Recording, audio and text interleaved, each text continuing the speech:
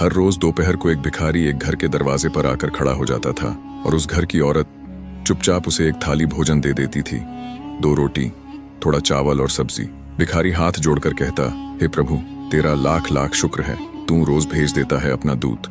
इसी तरह हर दिन भिखारी आता, औरत उसे भोजन देती और वह भगवान का शुक्रिया अदा करता। लेकिन एक दिन पड़ोसन ने ताना मारा, किसे खिला रही है तू? जिसे अपना होश नहीं वो खाता है तेरा और शुक्रिया करता है भगवान का।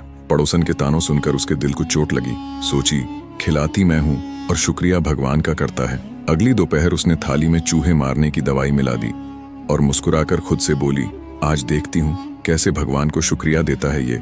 लेकिन जैसे ही उसने रसोई से बाहर निकली भिखारी को भोजन देने के लिए, तभी भीतर से कोई आवाज आई, जो दूसरों का पेट भरता है, कभी तेरा भी पेट उसी से भरा होता है। उसका दिल कांप उठा। उसने थाली का भोजन डस्टबिन में डाल दी, फिर से रसोई में जाकर ताजा खाना बनाया और भिखारी को दिया।